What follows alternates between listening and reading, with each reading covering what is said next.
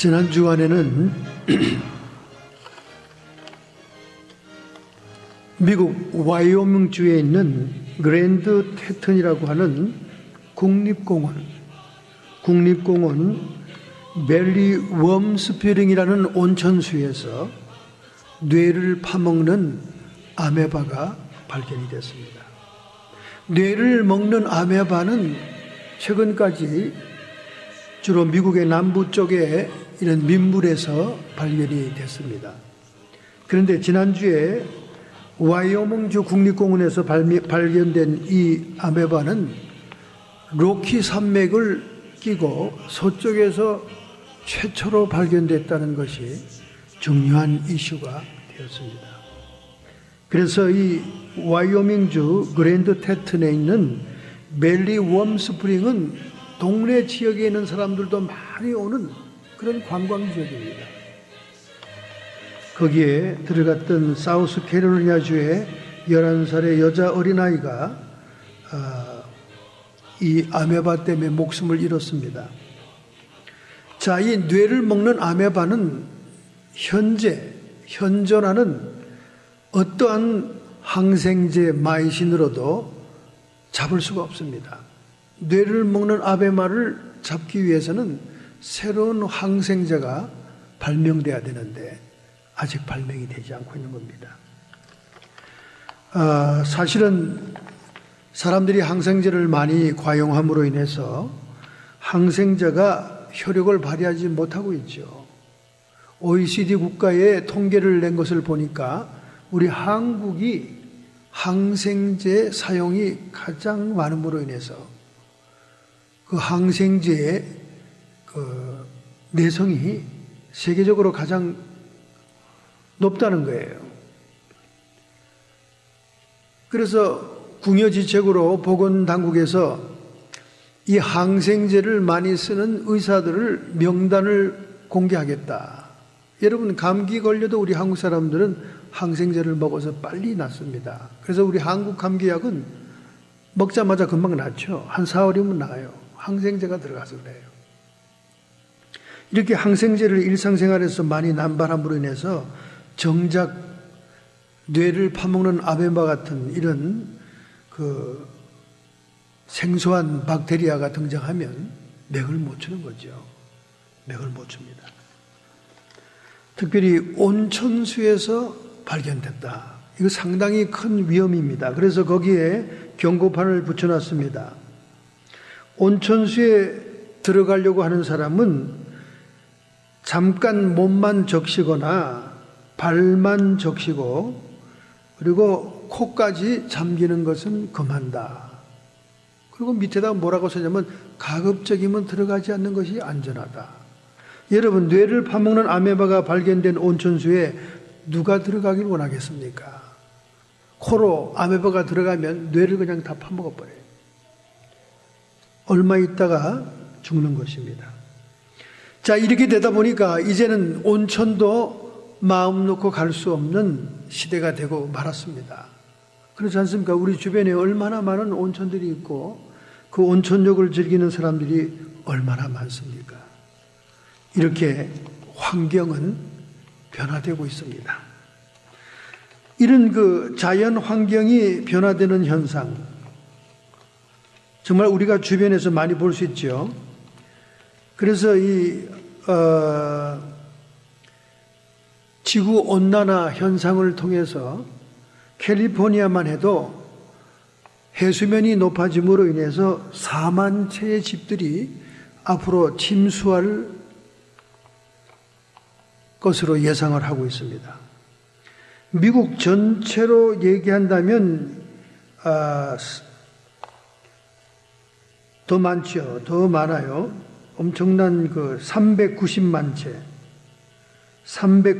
채, 4천억 달러치의 집들이 침수가 될 가능성이 있다는 겁니다.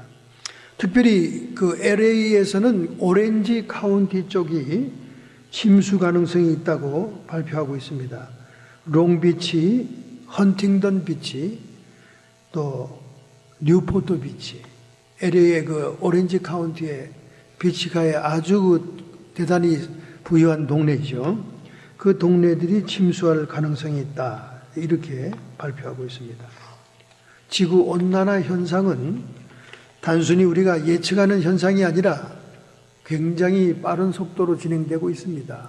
우리 한국의 뉴스를 봐도 동남아에서 유행하는 아열대 지역에서 유행하는 말벌들이 서울 강남의 집들의 지붕 밑에 집을 짓고 사람들을 죽이는 그런 살인벌로 소방대원들이 하루에 수천 건씩 나가서 그 벌집을 높은 사다리를 타고 태워서 없애는 그런 그 작업을 해야 되는 이런 그 변화가 일어나고 있지 않습니까? 그래서 벌써 옛날 우리 한국의 정어리나 뭐 조기떼 이런 어류들도 바닷물의 온도의 변화에 의해서 사라지고 있지 않습니까? 그리고 제주도 근해에는 벌써 아열대성 고기들이 다 이렇게 올라와서 점점 갈수록 전국적으로 강물들이 녹조 현상이 자주 일어나는 것은 온도, 기후의 변화라고 얘기하는 것입니다. 이렇게 우리 주변 환경은 많은 변화를 겪고 있습니다. 그뿐만 아니라 사회적으로도 마리화나를 합법화하기 시작하니까 마리화나 과자, 캔디, 수없는 형태의 모습의 간식들이 많이 발명이 되고 있죠. 그래서 지난주에는 6세, 6살짜리를 포함해서 19명의 티네이저들이 병원에 들어갔다는 겁니다.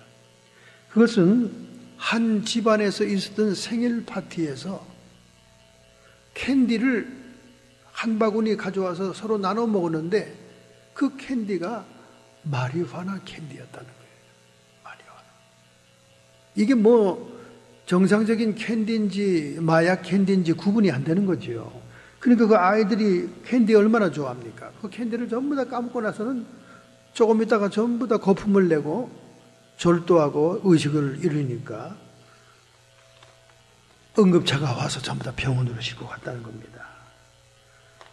이 사회적으로도 굉장한 문제가 도발되고 있습니다. 심지어 오바마 대통령의 큰딸이 마리화나를 피는 모습이 SNS에 찍혀서 올라감으로 발칵 뒤집어졌죠. 네, 발칵 뒤집어졌어요. 이제 본인의 가족도 위협을 받는 것입니다. 이렇게 마리화나는 뭐 담배 다음 높은 수준이지만은 사실은 마약으로 들어가는 입구이기 때문에 마리화나를 현실화한다는 것은 미국을 망조들게 하는 겁니다. 망조들게 하는 거예요. 마약의 나라로 가게 하는 거지요. 이런 사회적인 변화, 환경적인 변화, 이런 변화 속에서 우리 사람도 변화가 돼야 된다는 것입니다. 우리의 사람의 변화에 대한 얘기가 오늘 본문의 얘기입니다. 여러분 사실 이 요한복음 3장 1절부터 21절의 말씀 신구약 성경을 통틀어 가장 중요한 복음의 핵심을 얘기하는 말씀이에요. 정말 이 말씀만은 필수적으로 붙들고 있어야지 놓치면 하나님 나라의 백성이 못 되는 겁니다. 얼마나 중요한 것인지 몰라요. 요한복음 3장 1절부터 21절의 오늘 본문의 말씀 정말 기막힌 얘기죠. 사실 요한복음은 다른 공간복음과 달리 대화복음이다 이렇게 얘기합니다. 요한복음에는 우리 예수님께서 개인적인 대화를 한 것이 많이 기록이 된 성경이죠. 그래서 안드레와 베드로와 대화하고 또는 나다네엘과 빌립과 대화하며 또 사마리아 여인과 대화하고 특별히 오늘 본문에서는 니고데모라고 하는 사회적인 저명 인사, 사회 지도자와 대화한 장면인 것입니다. 아마 그래서 가장 수준 높은 영적인 진리가 아닐까 이렇게 생각합니다. 왜냐하면 그 상대가 니고데모라는 당시 사회의 덕망과 학식이 높은 지도층 인사가 찾아왔을 때 그와 개인 상담한 사실이기 때문에 굉장한 중요한 것이다 하는 것을 우리가 느낄 수 있습니다. 특별히 여기서 주님이 대화를 이어나가면서 니고데모에게 질문한 것, 너는 이스라엘의 선생으로서 이러한 일을 알지 못하느냐? 즉 중생의 원리와 천국 백성이 되는 자격에 대한 이런 것들을 모르느냐? 왜? 니고데모는 랍비였습니다. 랍비 가운데도 가장 대장 랍비는 랍바야, 랍바. 랍비 중에 랍바면 가장 높은 랍비예요. 그래서 차캄이라고 하는 최고 지도자입니다. 율법 지도자입니다. 그러니까 그 당시에 둘도 없는 최고의 지도자가 이런 사람이 변화돼야 되는 중생의 도리와 그리고 천국 백성이 되는 자격에 대한 말을 모르다는 것이 너무나 어이없다. 이렇게 주님이 질문을 하는 것인데, 이 질문이 복음서의 예수님의 15번째 질문이었습니다. 니고데모라는 이 말의 뜻은 헬라어로 이긴 백성이다, 그런 뜻입니다. 아마 백성 가운데 이기는 자로서 등장하는 대표적인 사람이 아닌가 이렇게 생각될 정도로 이분이 밤에 조용히 주님을 찾아왔습니다. 이분이 밤에 조용히 주님을 찾아온 이유는 낮에 특별한 일이 있었기 때문에 그래요. 낮에 예수님께서 예루살렘 성전에 올라와서 노끈으로 장사치를 쫓아내는 그 모습을 봤던 겁니다.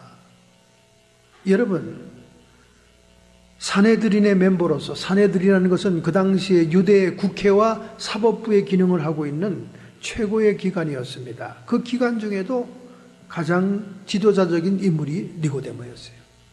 그런 입장에 있는 사람이 아무도 시도할 수 없는 행동을 하는 주님을 봤다 그 말이에요. 여러분, 누가 감히 하나님의 성전 마당에서 채찍을 들고 장사꾼을 쫓아내는 그런 행동을 하겠습니까? 생각해 보세요. 감히 그렇게 할 사람이 없습니다. 당장 체포되니까요. 당장 감옥에 들어가니까 누가 그 일을 하겠습니까?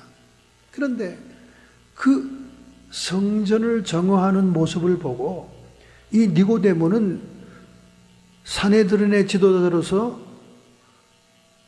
놀랐던 거예요. 그리고 그 카리스마에 눌렸던 겁니다. 특별히 그 당시에 모든 율법학자들은 메시아의 도래에 대한 사실을 알고 있습니다. 그런데 구약 성경에는 메시아에 대한 많은 예언이 기록되어 있는 것 중에 가장 메시아를 드러내는 특징으로서 예레미야 선지자가 예언한 것이 있습니다. 그가 하나님의 성전을 사모하는 열심히 자기를 삼킴으로 성전을 정화한다는 그 그림 같은 사건을 예언해 놨거든요. 그러니까 율법을 가리키는 착함으로써 그 예언의 사실을 머리에 염두에 두고 있는 니고데모는 그 예수님의 용기 있고 대담한 성전 정화의 모습을 보고는 혹시 저분이 메시아 하는 챌린지가 그에게 왔던 겁니다. 그러니까 그는 시간을 지체할 수 없이 자기의 신분을 노출시키지 않고 밤중에 광야에 노숙을 하고 있는 예수님을 찾아왔다는 거예요. 그가 밤중에 찾아왔다는 것은 자기의 신분상의 주변의 동정을 받고 그리고 굉장히 신중성이 있는 사람이라는 것을 보여주고 있는 것입니다. 그리고 찾아와서 주님과 대화를 하게 된 거예요. 얼마나 유명한 대화입니까? 예수께서 대답하여 가라사대 진실로 진실로 내게 이르노니 사람이 거듭나지 아니하면 하나님 나라를 볼 수 없느니라.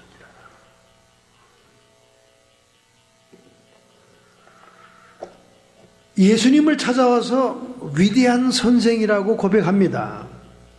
그가 밤에 예수께 와서 가로되 랍비여 우리가 당신은 하나님께로서 온 선생인 줄 아나이다. 하나님께로부터 온 선생이다 그 말이죠. From above, 위로부터 오신 분이다. 자기도 선생 중에 선생인 랍바로서 착함으로써 선생 율법의 선생이지만은 더 위대한 분이다. 그렇게 고백을 하는 겁니다. 그렇지 않았다면, 하나님이 함께하지 않았다면 당신이 행하는 이 모든 표적은 아무라도 할 수 없다. 이렇게 얘기하는 거예요. 이미 예수님이 수많은 병자를 고치고 귀신들을 쫓아내며 약한 것을 강하게 하고 문둥병을 치료하고 하는 모든 소식을 듣고 있었던 사람이에요. 또 현장을 목격하기도 했겠지요.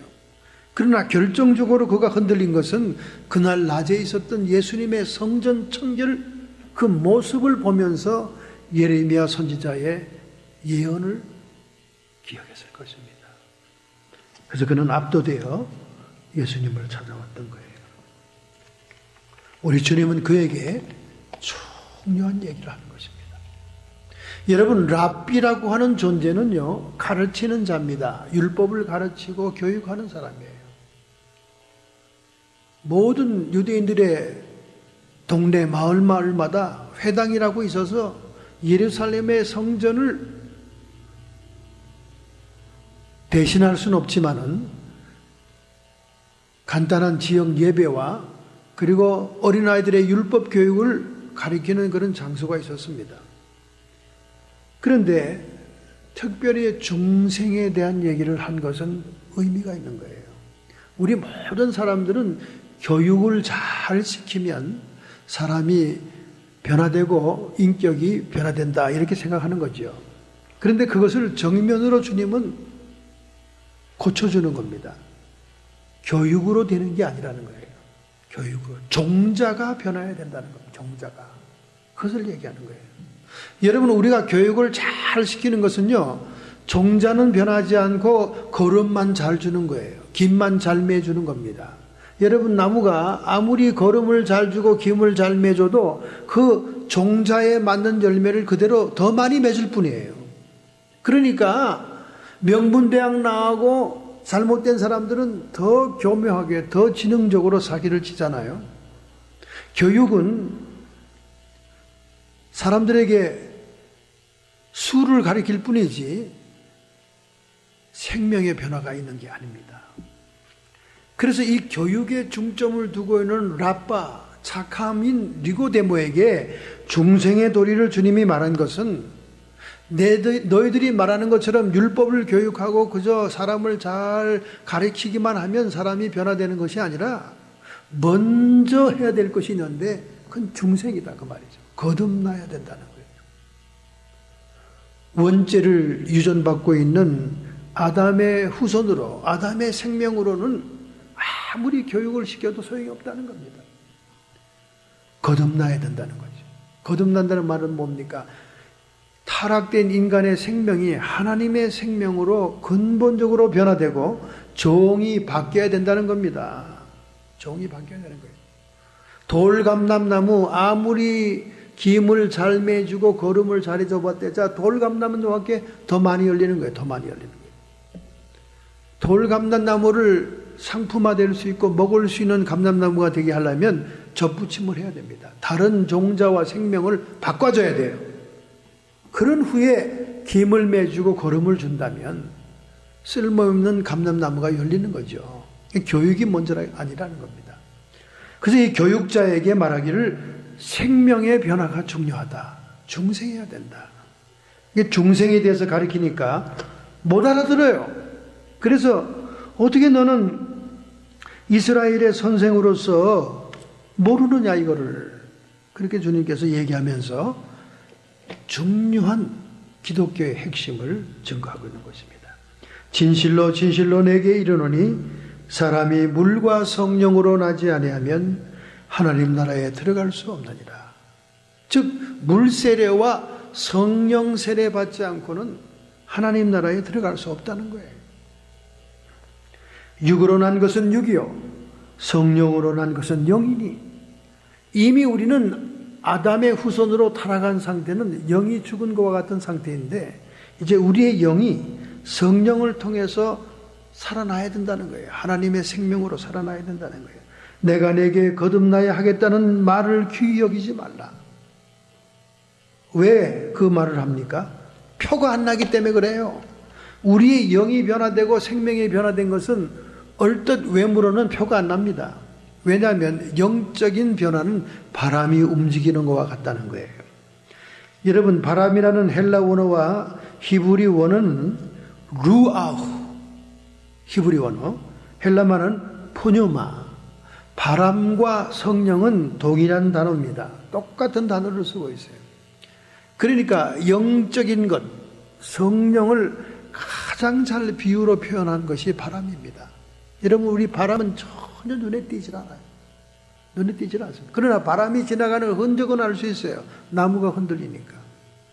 그리고 여러분, 이 바람이 움직이지 않아주면 기후의 변화가 없습니다.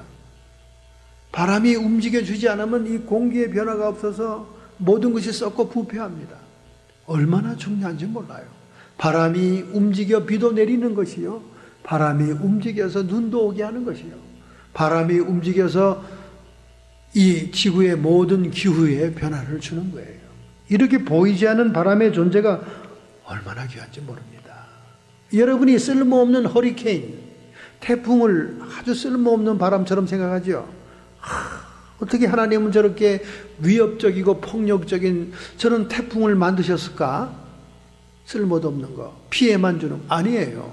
한 번씩 태풍이 불어주고 허리케인이 불어줘야 그 환경에 확 뒤집어 놓고 변화가 일어나는 겁니다. 우리가 가끔 감기가 걸려져야 우리의 면역이 계속 활성화돼서 더 큰 병이 찾아올 때 그 활성화된 연단된 면역으로 이겨낼 수 있는 것처럼 이 지저분하고 귀퀴하고 부패된 환경이 말이죠, 한번 태풍이 불어줘야 이게 확 변화가 일어난다는 거예요. 피로에서도 하나님 만드신 거죠. 이렇게 바람과 영의 세계는 거의 흡사한 거죠. 우리가 보이지는 않지만 지나가는 흔적을 알 수 있는 것이 영적인 세계입니다. 그 주님이 그렇게 얘기하잖아요. 바람이 임의로 불매 내가 그 소리는 들어도, 소리는 들려요. 소리는 들어도 어디서 오며 어디로 가는지 알지 못하나니 성령으로 난 사람은 그러하니라. 할렐루야. 이 성령으로 난 사람, 중생하는 것에 대해서 뒤에 얘기하고 있죠. 저를 믿는 자는, 즉 하나님이 그 아들을 세상에 보내신 것은 17절 세상을 심판하려 하심이 아니요 저로 말미암아 세상이 구원을 받게 하려 함이니라. 그리고 믿는 자마다 멸망치 않고 영생을 얻게 하신다. 16절에 이야기하고 있잖아요. 하나님을 믿고 영접하는 자들이 거듭난다는 겁니다. 우리가 보이진 않지만 우리 의지의 결단, 우리 마음의 결단에 의해서 영접하고 환영하면 들어오셔서 생명의 씨앗이 떨어져서 그 생명의 씨앗이 움터서 싹이 나고 열매를 맺는 것처럼 우리 안에서 바람처럼 변화를 주시기 시작한다는 겁니다. 이것이 거듭남, born again, 중생을 얘기합니다. 이 born again이라고 하는 말을 너무 정말 우리 기독교인에게는 생명 같은 말씀이지요. 자, 먼저 육으로 난 것은 육이니 성령으로 난 것은 영이니 내가 내게 거듭나야 하겠다는 말을 귀히 여기지 말라. 이렇게 우리가 땅에 사는 사람으로서 중생하고 거듭나는 일을 땅의 일이다, 그렇게 주님이 칭했습니다. 이렇게 쉬운 땅의 일을 얘기해도 내가 모르는데 내가 하늘의 일을 얘기하면 내가 어찌 알겠느냐, 이렇게 주님이 또 얘기하죠. 자, 우리는 니고데모가 변화되는 모습을 볼 수 있습니다. 선생님이라고 부르던 그가 나중에는 주님이라고 부르죠. 주님, 메스터. 이거 완전히 다른 고백입니다. 그 다음에 표적을 보고 주님을 따라왔어요. 이런 표적은 하늘에서 온 분이 아니면 못하는 겁니다 하고 표적을 보고 따라왔는데 예수님이 소개하는 영생을 소유하게 되죠. 믿는 자에게 주는 영생.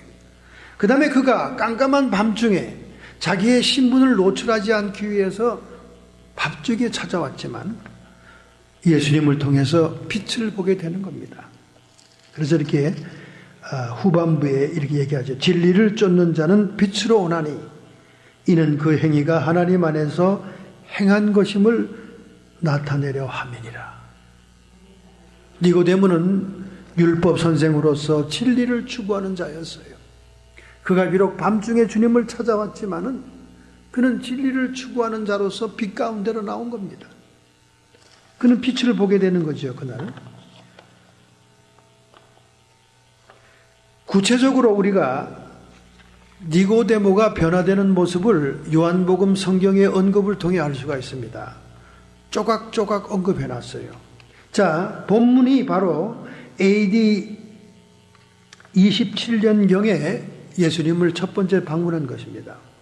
그 후에 AD 29년경에 그의 변화된 모습을 요한복음에 기록해 놨습니다. 요한복음 7장 50절부터 51절, 그 중에 한 사람, 곧 전에 예수께 왔던 니고데모가 저희에게 말하되 우리의 율법은 사람의 말을 듣고 그 행한 것을 알기 전에 판결하느냐? 예수님에 대해서 모함을 하고 예수님에 대해서 경계하는 같은 사내들인 회원들의 그 토론 가운데 니고데모가 예수님의 편을 드는 거예요. 왜 사람들의 말만 이간질만 듣고 그 사람을 판결하려고 하느냐? 그 사람이 어떻게 무엇을 행하는 것을 보기 전에 우리가 판결하려고 하느냐? 니고데모가 변화된 모습을 보이는 거예요. 그랬더니 그 다른 답변하는 사람은 선지자는 절대로 갈릴리에서 나는 법이 없느니라 하고 말을 딱 쳐버려요. 자, 어쨌든 우리는 이 부분에서 니고데모의 변화된 모습을 보는 거예요. 이제 세 번째로 완전히 신앙 고백적인 모습을 볼 수 있습니다. 니고데모는 요한복음 19장 39절에서 AD 30년경에 예수님의 장례에 동참합니다. 일찍 예수께 밤에 나왔던 니고데모도 몰약과 침량 섞은 것을 100근쯤 가지고 온지라.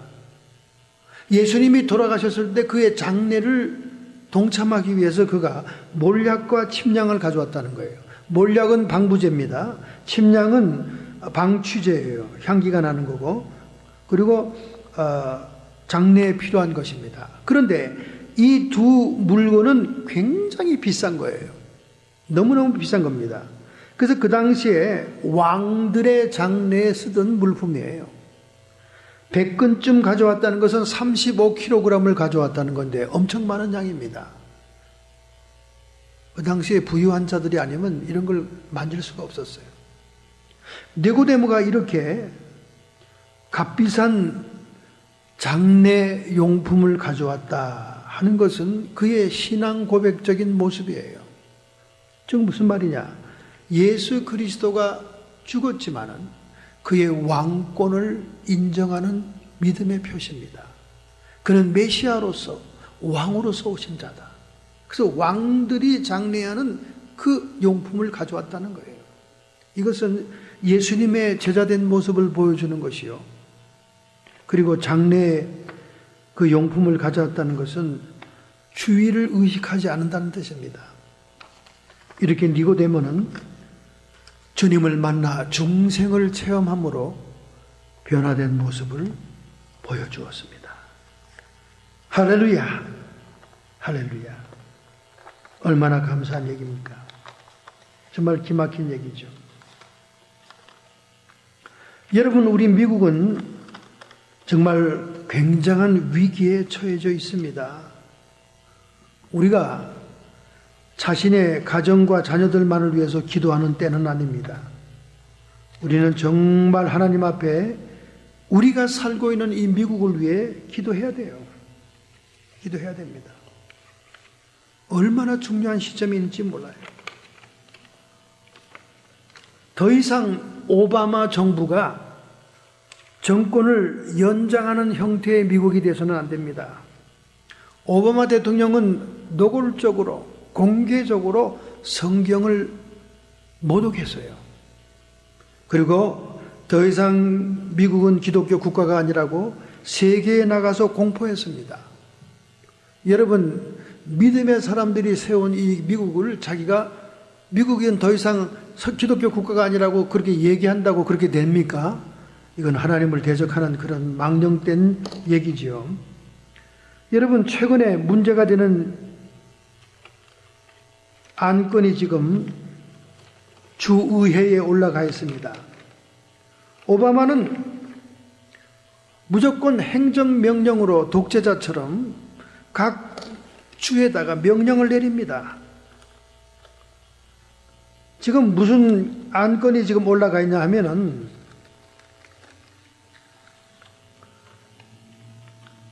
아주 상식을 벗어난 사회를 만들고 있어요.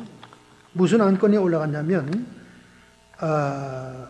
SB 1146번의 안건인데, 이게 행정명령인데, 신학대학의 종교 활동을 금지한다. 이젠 뭐 각 대학 학교 이런 데 동성애를 가리키도록 의무적으로 규정을 하고, 그 다음에 트랜스젠더를 위해서 화장실을 개방하라고 행정명령을 내리면서 이 명령에 따르지 않은 학교는 보조금을 삭감한다. 그리고 동성애와 자신의 행정명령을 거부하는 발언을 하는 교회는, 기관은, 교단은 세무조사 나간다. 이렇게 노골적으로 얘기하면서 이제는 뭐라고 얘기를 하고 있냐면 각 주에다가, 각 주의회에다가 이 안건을 상정하라고 얘기하고 있습니다. SB 1146번인데요. 이건 뭐냐? 신학대학 안에서 종교활동을 금한다. 이건 소도우술 얘기입니다, 여러분. 소도우술 얘기예요. 일반 대학, 대학원, 일반 학교에서 종교활동을 금하고 그룹활동을 금한다. 그거야 무신론자들의 주장을 또 지금 현 정부의 입장에서는 얘기할 만한 거지요. 그러나 신학대학, 대학원에서 종교활동을 금한다. 그래서 캘리포니아 주지사는 의회에서 이것이 통과되면 자기는 서명을 할 것이다. 이렇게 발표했습니다. 모든 주마다 신학교, 신학대학원에서 종교활동을 금한다. 이건 신학대학 폐지한다 그 말입니다, 여러분. 기독교를 이렇게 박해하고 있는 거예요. 지금 우리가 선택의 여지가 없어요. 어떤 사람이 인격이 좋고 어떤 사람이 대통령 될 만한 사람이기 때문에 우리가 지지하려고 그러는 게 아니에요. 완전히 반기독교적인 적그리스도적인 편과 그리고 기독교의 종교의 자유를 주겠다는 편이 딱 갈라졌습니다. 여러분 심각하게 하나님께 기도해야 돼요. 저는 눈물이 나옵니다, 기도하면서. 이젠 하다 신학대학과 대학원에서 종교활동을 금한다. 여러분 이 말이 무슨 말인 줄 아세요? 종교활동을 금한다. 이 행정명령을 따르지 않으면 면세 혜택을 박탈한다. 아주 세금이 무기예요. 세금이 무기입니다. 우리가 인식하지 않고 모르는 사이에 수없는 독재자적인 명령이 각 기관과 지역과 교회와 학교에 내려지고 있는 것입니다. 우리는 지금 울면서 기도할 때예요. 여러분 그렇게 지금 태평성대 세월이 아닙니다. 점점점 이슬람권은 우리를 조여오고 있습니다. 여러분 얼마나 지금 지역마다 이슬람 회당이 많아졌고 이슬람 사람들이 얼마나 많이 몰려왔습니까? 이 오바마 정권에 의해서 몰려온 거예요. 몰려온 겁니다. 노골적으로 쿠란을 들고 홀리 쿠란, 아주 이슬람의 쿠란 성경은 거룩한 쿠란이래요. 거룩한. 그리고 성경책은 들고 뭐라고 했습니까? 논리에 맞지 않고 비합리적인 이 성경대로 살다가는 거들난다. 그리고 막 성경을 모독했습니다. 노골적으로 공개적으로 모독했어요. 여러분 성경과 쿠란을 비교해 보세요. 내용을 보면요, 쿠란의 내용은 앞뒤가 안 맞는 모순덩어리의 책이고 정말 무질서한 이론이 맞지도 않는 그런 책이에요. 그리고 전쟁을 독려하는 책입니다. 근데 그걸 홀리 쿠란이라고, 그걸 들고 막 홀리 쿠란이라고 막죠. 공개적으로 공표하고 있어요. 이해는 합니다. 어릴 때 인도네시아나 뭐 아프리카 국가나 다 부모들이 다 이슬람 교도들이니 얼마나 어릴 때 뇌파에 그게 들어가 있겠습니까? 그러니까 말하면 자기도 모르는 새에 자기 신앙이 이슬람 신앙이라고 막 튀어나오잖아요. 인터뷰할 때. 그러면 기자들이 기독교 신앙으로 고치라고 고쳐. 정말 우리는 정신 차려야 돼요. 신학대학에서 종교 활동을 금한다. 이것이 주의회에 통과되면 주지사가 서명하겠다. 왜? 서명을 안 하면 연방정부에서 주는 모든 혜택을 자르니까. 먹고 살기 위해서 서명하겠다는 거예요.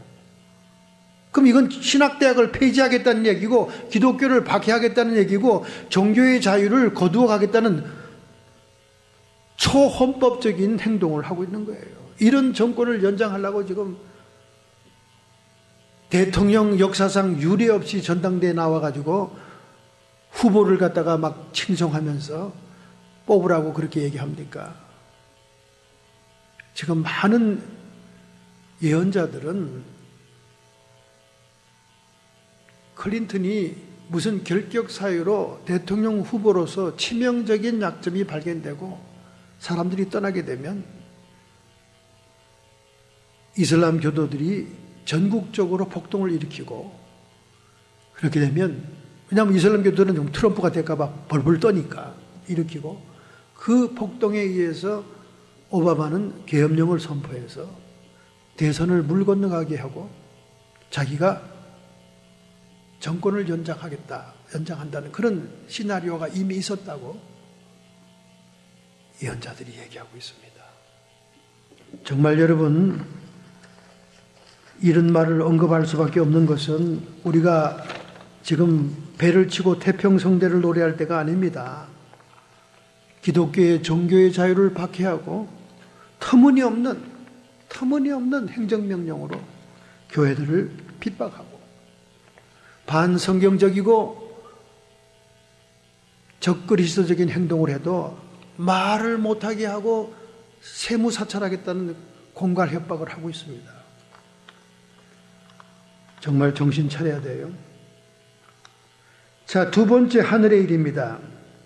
12절에 내가 땅의 일을 말하여도 너희가 믿지 아니하거든 하물며 하늘의 일을 말하면 어떻게 믿겠느냐. 참 예수님이 답답할 겁니다. 하늘의 일, 하늘나라의 수많은 비밀들, 그걸 얘기할 수가 없어요. 우리 이 땅의 생활과 하늘나라의 생활은 차원이 다른 생활입니다. 우리가 상상할 수 없는 세계예요, 하늘나라는. 그러니까 그 하늘의 무궁무진한 얘기를 어떻게 하나님이 하겠느냐. 예수님이 하늘나라, 하나님 나라 얘기할 때마다 비유로밖에 얘기 못하잖아요. 비유로밖에. 이 세계와는 너무나 차원이 다릅니다. 그 당시에 가장 율법에 밝고 가장 지성적인 니고데모에게도 네가 땅의 일을 얘기해도, 이 중생의 교리만 얘기해도 이해를 못해서 어떻게 어머니 모태에 들어가서 다시 날 수 있습니까? 이런 정도니 내가 어떻게 하늘나라 일을 얘기를 하겠느냐. 하늘의 일은 예수 그리스도의 구속사역의 완성을 얘기할 뿐만 아니라 수많은 하나님 나라의 모든 일들을 포함하고 있는 것입니다.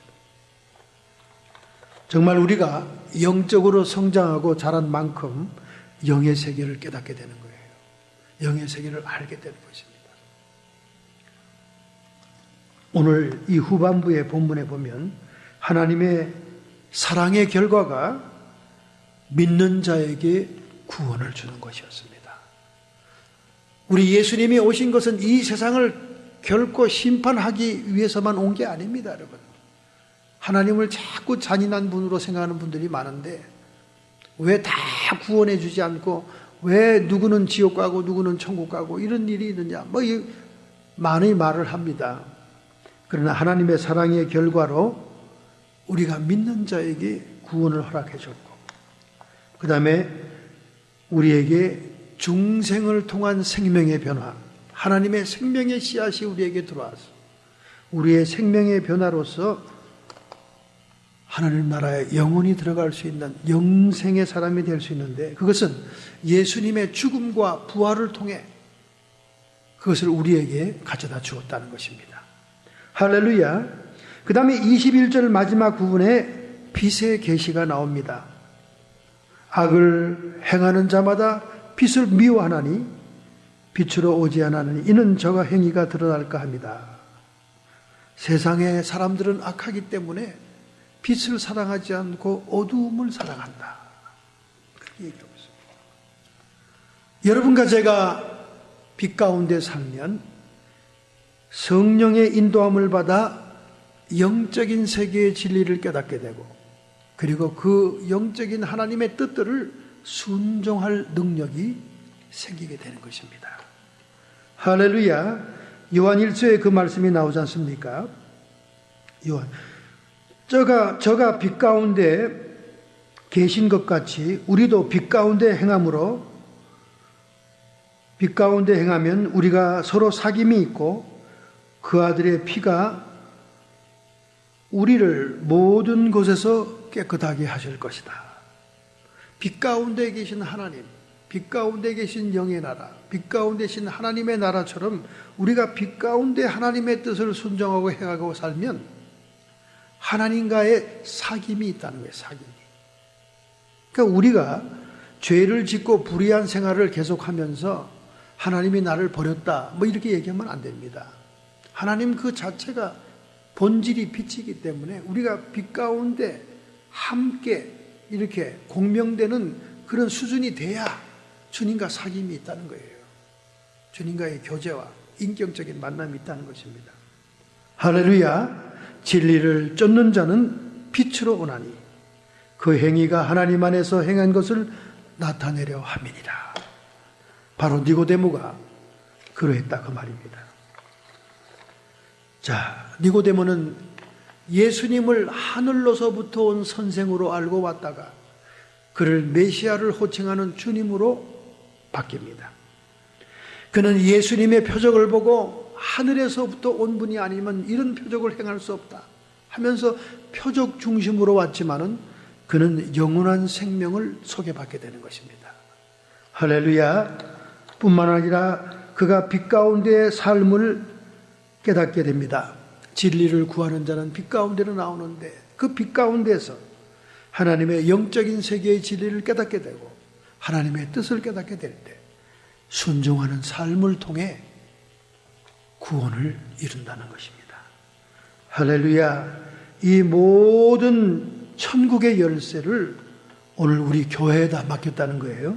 마태복음 16장 19절, 내가 천국의 열쇠를 내게 주리니 내가 땅에서 무엇이든지 매면 하늘에서도 매일 것이요 내가 땅에서 무엇이든지 풀면 하늘에서도 풀리리라. 베드로의 신앙 고백 위에 세워진 이 교회가, 이 공동체 속에 하나님이 중생하고 영생하는 천국의 열쇠를 우리에게 맡겨놨다는 거예요. 할렐루야. 바람이 지나가는 흔적처럼 보이지 않는다고 해서, 잘 모르는 세계라고 해서 우리가 간과해서는 절대로 안 됩니다. 여러분, 알래스카라는 땅은 말이죠, 미국 전체 본토의 5분의 1에 해당하는 넓다면 넓은 땅입니다. 그런데 1897년도에 말이죠, 1897년도에 이 땅을 소련이 갖고 있다가 미국에게 소개하고 할 때는 이 땅이 필요 없는 동토, 아이스박스라고 얘기했습니다. 필요 없는 거예요. 그래서 이 소련이 그것을 미국에 넘깁니다. 720만 달러에 넘기죠. 앤드루 존슨 대통령 때 넘깁니다. 그때 그것을 추진했던 그 재무부 장관 청문회에 들어갑니다. 아니, 이 왜 쓸모없는 아이스박스를 720만 달러라는 거금을 주고 샀느냐? 의사당에서 청문회를 당합니다. 그런데 이 장관은 말이죠, 과학적인 근거를 대죠. 지금은 비록 얼음으로 덮여있는 땅이지만은 그 지하 자원은 엄청나다. 순금이 저장되어 있으며 풍요로운 석유와 가스들이 있으며, 그리고 그 주변에 엄청난 수산 자원과 산림의 자원이 엄청나다. 잠재적인 것을 보고 샀다는 거예요. 여러분, 오늘날 어떻습니까? 알래스카가 없었으면 어떨 뻔했어요? 알래스카는 소련을 견제할 수 있는 군사기지로서도 너무나 귀한 데입니다. 그 당시에 소련의 관리들은 그 아이스박스의 잠재력을 볼 수 있는 눈이 없었던 거예요. 눈에 보이질 않으니까. 눈에 보이는 건 전부 다 에스키모의 얼음집과 하얗게 덮여있는 빙하와 눈밖에 더 있습니까? 쓸모없죠. 그건 쓸모없어요. 그러나 미국의 대통령과 장관은 그 속에 감추어져 있는 어마어마한 지하자원의 보고를 본 거예요. 지금 다코타 북쪽 지역에 있는 세일가스, 세일 석유만 해도 앞으로 미국이 100년 동안 100년이 뭡니까? 수백 년 동안 써도 무궁무진한 가스가 지금 나오잖아요. 예전에는 그 기술이 없어서 그 깊이를 파지 못했는데 지금 기술이 발전해서 그 나온 거 아닙니까? 그래서 지금 중동이 아랍의 봄이라고 막 들끓고 데모가 일어나고 막 무질서해진 이유는 미국이 중동을 등한시하기 때문에 그래요. 미국이 중동의 석유에 목숨을 건다면 무슨 수를 써서라도 군대를 파견해서 그 모든 정권들을 유지시킬 겁니다. 석유를 가져와야 되니까. 그런데 미국 본토에서 나오는 석유만 해도 어마어마합니다.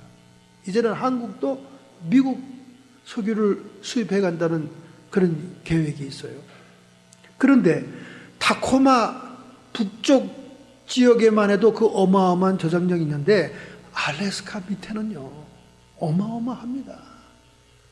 아주 그거는 후손들이 두고두고 파먹으라고 미국이 개발을 안 하는 거예요. 이제 미국이 세계 최고의 석유 저장 국가입니다. 그래서 중동이 시들해진 거예요. 그래서 중동이 막 무질서해지고 막 복잡해지기 시작한 겁니다. 미국이 손을 슬슬 떼니까. 지금 석유 값이 막 확 떨어진 이유가 거기 있는 거예요. 미국의 세일가스 때문에 그래요. 그러니 알래스카가 얼마나 복옵니까? 순금덩어리에 지하자원에 수도 없는 것들이 들어있어요. 여러분, 바람처럼 눈에 보이지 않는다고 해서 여러분의 영적인 세계와 영적인 생명, 하나님의 생명을 소홀하게 생각한다면 여러분은 참으로 허망한 인생을 사는 겁니다. 무궁무진한 보고가 그 우리의 영적인 생명과 영의 세계 속에 들어있다는 사실을 깨달아야 돼요. 여러분이 지금 눈으로 보이는 추구하는 것들은 별게 아니라는 거예요. 별게 아닌 거예요. 최근에 한국에 굉장히 큰 사건이 하나 벌어졌습니다. 파란 눈의 스님, 현각 스님이 그 서울의 엄청난 조계사를 떠난다는 거예요. 하버드에서부터 화계사로 미국의 지성인을 완전히 캐톨릭 신자였던 이 현각 스님을 불교로 회심시켰지 않습니까? 그 한국의 불교계는 외국 지성인들이 중으로 스님으로 이렇게 속세를 떠난 것이 얼마나 선전 홍보 효과가 있는지 몰라요. 그런데 현각 스님이 최근에 발표를 했습니다. 나는 한국을 떠날 것이다. 왜? 가만히 보니까 한국의 불교가 외국 스님들을 완전히 액세서리로 사용하더라고 말이죠. 자기들을 홍보하고 자기들의 불교가 대단한 것을 드러내기 위해서 자기 외국 지성인 이 스님들을 사용하고 있더라고 말이에요. 자기가 한국을 떠난 더 깊은 것은 자기가 진리와 도를 깨닫기 위해서 입교했는데 와보니까 한국의 불교는 완전히 기복주의 신앙이다 그 말이에요. 그들이 추구하는 마지막 골은 돈이다 그 말입니다. 그러니까 하버드 대학에서 캐톨릭을 떠나서 진리를 찾아온 이 현각 스님이 회의를 느낀 거예요. 한국의 불교는 불교가 아니다. 기복신앙이다. 모든 불교의 조직의 고울 목표는 돈일 뿐이다. 불교만 그렇습니까, 여러분? 한국의 모든 대교회들의 고울이 뭡니까? 돈이죠. 하나님을 섬기는 게 아니라 만몬을 섬깁니다.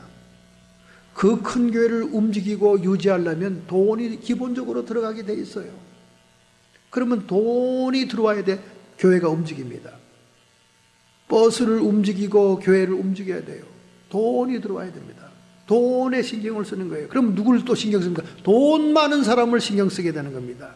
돈 많은 사람이 교회에서 대접을 받게 돼요. 돈 많은 사람 눈치 보게 됩니다.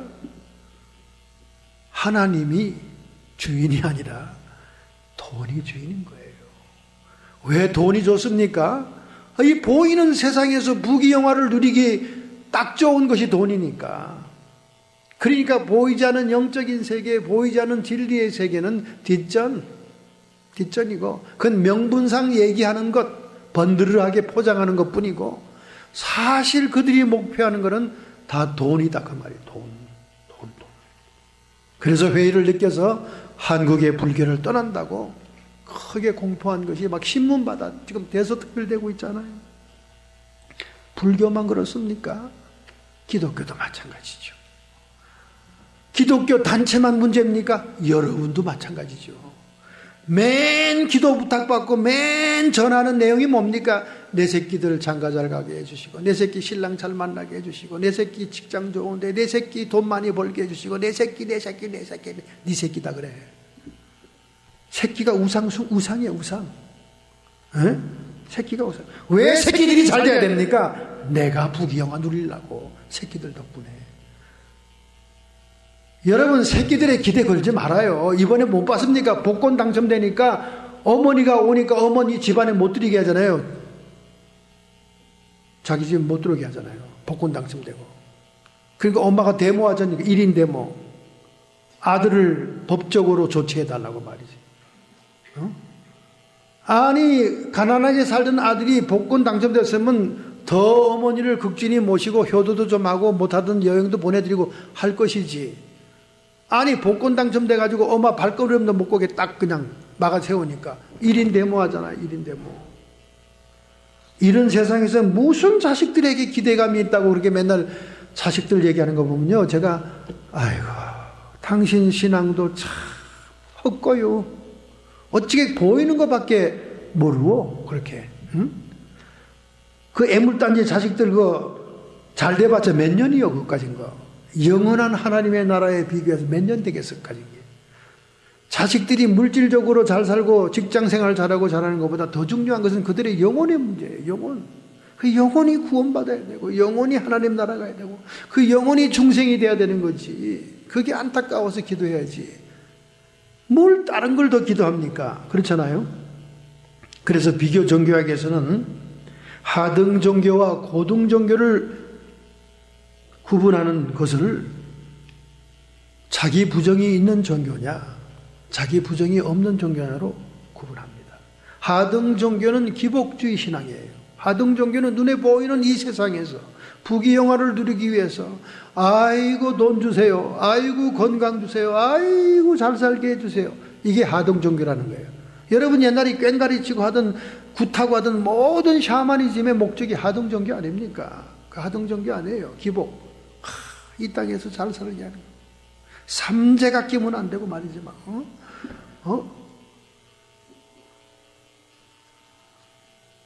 고등 종교는 진리를 위해서 자기를 부정하는 거예요. 셀프 디나이얼. 그것이 부귀영화라면 그것도 포기해야 되는 거예요. 그것이 건강이라면 그것도 포기해야 되는 거예요. 내 눈이 범죄하거든 눈 한 짝으로 천국 가는 게 낫다. 내 팔이 범죄하거든 한쪽 팔은 잃어버리고 나머지 팔로 천국 가는 게 낫다. 내 다리가 범죄하거든 한쪽 쩔룩바리가 되더라도 쩔룩바리 모습으로 천국 가는 게 낫다. 우리 예수님 말씀이에요. 고등 종교의 특징은 뭐냐? 셀프 디나이얼. 진리, 숭고한 가치를 위해서 자기를 버리는 거예요. 희생하는 거예요. 이 셀프 디나이얼이 없으면 여러분이 신앙생활 하는 게 아닙니다. 그건 기복주의 신앙이고, 그거는 그냥 하등 종교, 옛날 무당한테 가던 거, 점치는 자에게 가던 거하고 똑같은 거 지금 하는 거예요. 교회 안에 들어와 앉아가지고. 하나님께서는 처음에 여러분이 입교할 때는 이해해 줍니다. 그걸 기도하고 추구하고 교회 나오고 주님을 모시기 위한 하나의 동기로서까지는 이해해 줘요. 이해해 줍니다. 아픈 거 낫기 위해서 오는 거 다 이해해 줍니다. 그러나 신앙이 자라고 영이 자라면서도 계속 그것을 주장하고 추구하면 그건 우상숭배예요. 왜 그렇게 구약 성경에 지루하기 짝이 없도록 출애굽한 백성들이 그토록 하나님의 기사와 이적을 다 보고 가나안 땅에 들어가서 가나안의 바알을 섬기고 아스타롯 여신을 섬기냐 그 말이야. 그리고 또 겸하여 섬겨요. 여호와 신도 섬기고 가나안 땅의 우상도 섬기고. 왜 섬깁니까? 가나안 땅에 와보니까 가나안 땅에는 농사신이 있더라 그 말이야. 농사에 풍년이 들고 잘 먹고 잘 살기 위해서는 이 신들에게도 비율을 맞춰야 되겠더라 그 말이지. 그래서 여호와 신도 때 되면 섬기고 또 자기들이 섬기는 건 바알신, 우상신을 섬기는 거예요. 그렇게 하나님이 싫어하고 그렇게 하나님이 저주를 퍼부어도 끝까지 붙들고 있는 이유가 뭡니까? 세상의 부귀영화. 잘 먹고 잘 살아야지. 응? 응? 그래서 비교 종교학에서 종교가 타락하는 네 가지의 현상을 지적하고 있습니다. 종교는 어떨 때 타락하냐면요, 첫째, 성직자가 급증할 때 타락합니다. 성직자들이 갑자기 많이 생기면서 직업을 갖게 됩니다. 그러면 타락하는 거예요. 야, 보니까 큰 교회 목사들 괜찮네. 좋은 차 타고 봉급도 세고, 야, 사람들이 굽신굽신하고 괜찮네. 한두 사람이죠. 그거는 한두 사람. 대부분의 사람들이 고생하잖아요. 성직자가 급증합니다. 고려 말에 중들이 급증하니까 불교가 타락한 거예요. 그러니까 거기에는 자격도 안 되는 사람들, 엉터리들이 얼마나 많이 나오는지. 지금 산호세도 사기꾼들이 얼마나 많은지 모릅니다. 근데 이 사기꾼들에게 넘어가는 사람도 참 기적적으로 보여요. 제가 신기해. 어쩌면 그렇게 잘 넘어가 전부 다. 근데 이 사기꾼들이 또 말은 기막히게, 목소리도 홀리보이스에 말도 기가 막혀요. 기가 막혀요. 하여간 우는 소리 죽는 소리 하면 돈이 그로 다 몰려가 내보니까, 야, 이상하대. 사람들은 그 참 구분을 못해. 막 우는 소리하고 죽는 소리 하면 막 돈이 그로 다 몰려 들어가. 야, 참. 그러니까 그게 신앙적으로 분별이 되는 게 아니라 완전히 감정적으로, 인정적으로 사기꾼들에게 속아 넘어가는 거죠. 그런 사람들이 많아요. 그래서 제가 지금 기도합니다. 하나님, 사기 한 번 치고 그만뒀다가 또 사기 치려고 또 하는데 저런 사람들을 좀 분별하고 성도들이 속지 않게 해주옵소서. 제가 그 기도는 제가 안 했는데 요즘 많이 합니다. 너무 성도들이 분별이 없어. 분별이 없더라고요. 정말 속아요. 성직자들이 급증합니다. 무자격자들이 무지하게 나옵니다. LA 가면요, 2,000불, 1,000불 주면 졸업장을 그냥 카피해 줘요. 졸업장을 줘요. 종신대학교, 종신대학원, 졸업장은 그냥 1,000불, 500불, 요즘은 더 싸졌다고 그래요. 500불에도 준대. 팩스를 그냥 쫙 보내줘. 500불만 딱 입금하면. 그리고는 이력서에 탁 총신대학 졸업 이래가지고, 그 종이장 장사하는 사람이 한두 명이 아니에요. 그 가지고는 또 버젓이 또 목사 노릇들 잘하네. 여자 남자 할 거 없이. 가짜들이 많습니다. 종교 타락의 현상. 두 번째는 뭡니까? 종교의 기복화, 미신화. 종교가 자꾸 기복주의와 미신화로, 미신적으로 변하면 그 종교가 타락하는 현상이에요. 종교의 가장 높은 가치는 자기 부인입니다. 진리를 위해, 하나님의 뜻을 위해 자기를 희생하고 자기를 부정하는 것이에요.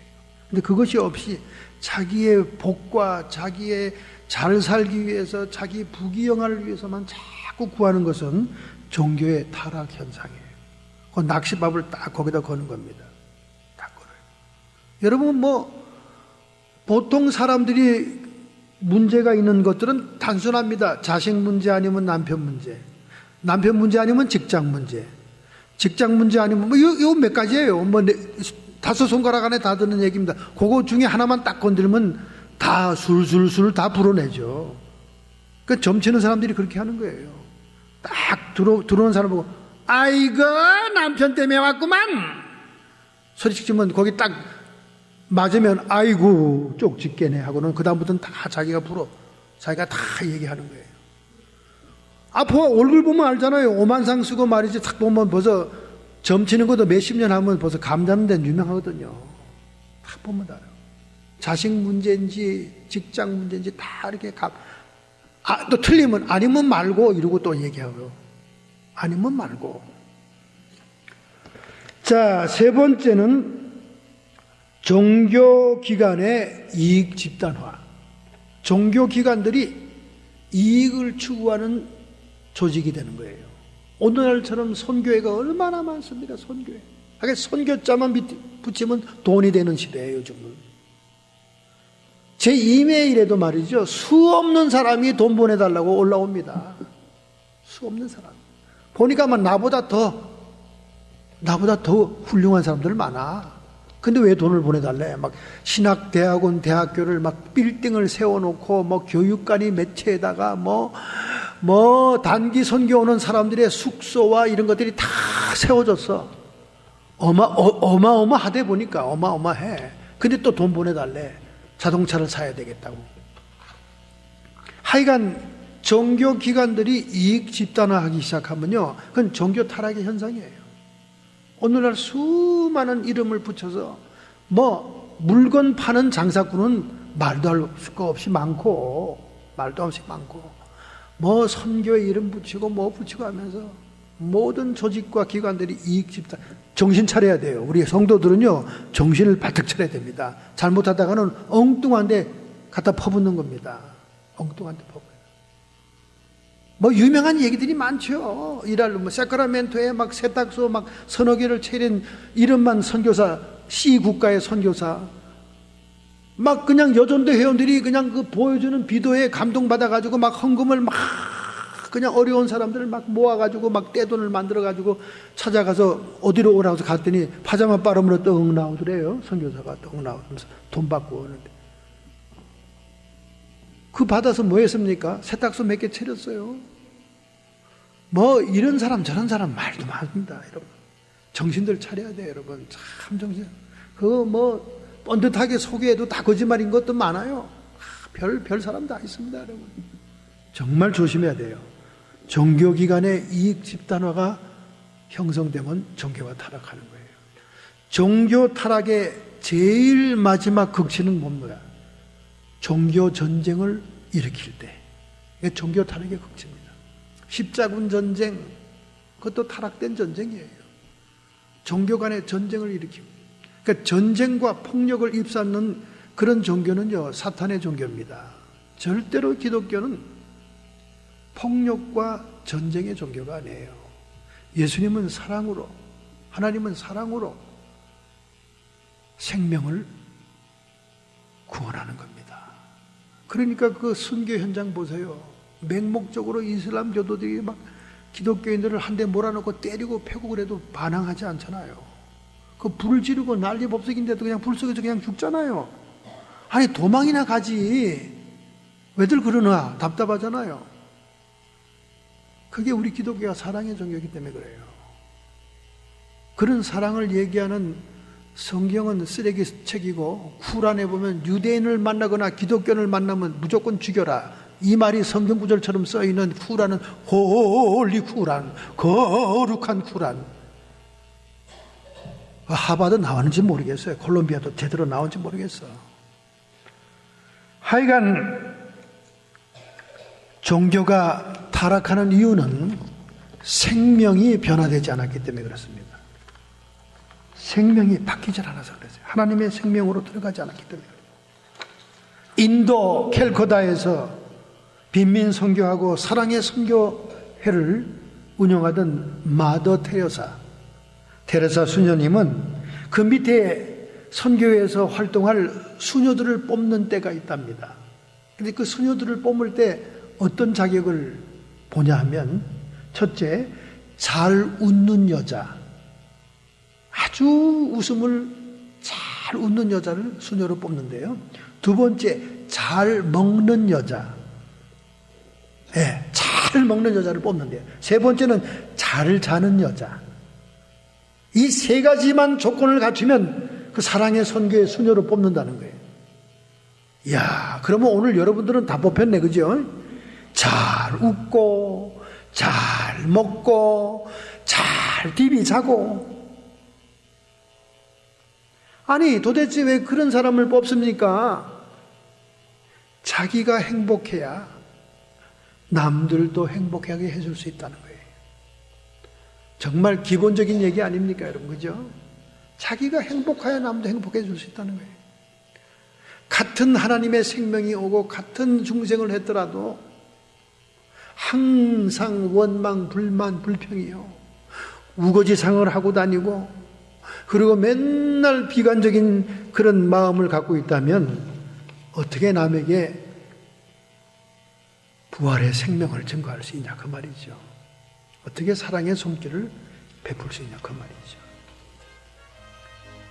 우리가 세상이 변화되고 환경이 변화되는 이 시점에 우리의 생명이 변화됐는가를 확인해야 될 줄로 믿습니다. 할렐루야! 이렇게 살기로 결단하고 결심한다면 오늘 여러분의 가슴에 손을 얹으시기 바랍니다. 그리고 여러분의 아픈 상처에 손을 얹으시길 바랍니다. 사랑의 주님, 은혜의 아버지시여, 신구약 성경을 통틀어 복음의 진수 핵심인 중생의 말씀에 대해서 오늘 우리가 교훈을 받았습니다. 우리 주님이 이 땅에 오신 것은 세상을 심판하기 위해서 온 것이 아니라 세상을 구원하기 위해서 왔는데, 하나님이 세상을 사랑해서 독생자를 우리에게 주었으므로 믿는 자마다 영생 얻게 하심을 감사드립니다. 오늘 저희들이 물과 성령으로 거듭난 것을 확인하게 해 주옵시고, 우리 안에 들어온 하나님의 생명의 씨앗이 자라고 결실할 수 있도록 빛 가운데 나가 진리를 추구하며 하나님의 뜻을 순종하며 주님과 상임을 갖는 삶을 살아가게 해 주옵소서. 눈에 보이는 세상 그것보다 더 무궁무진한 하나님의 나라 영적인 하늘의 일들을 추구하는 저희들이 되게 하여 주옵소서. 이렇게 결단하고 결심하는 성도들을 주님 축복하심을 믿습니다. 주님 붙들어 주심을 믿습니다. 성도의 육체와 정신에 역사하는 모든 질병들아, 이 시간 예수님의 이름 권세로 치료함을 받을지어다. 우리의 마음속에 성령이 주시는 의와 평강과 희락이 넘치게 해 주옵시고, 영원한 아버지의 나라 백성됨을 전파하게 해 주시옵시고, 악한 마귀 사탄 귀신의 세력들은 끊임없이 종교의 타락을 가져와서 세상 부귀 영화를 추구하게 하는 이 모든 것으로부터 하나님의 뜻을 위해 자기를 부정하며 희생하는 참 십자가의 복음을 간직하게 해 주시옵소서. 예수님의 이름으로 감사하며 축복하며 기도하옵나이다. 아멘.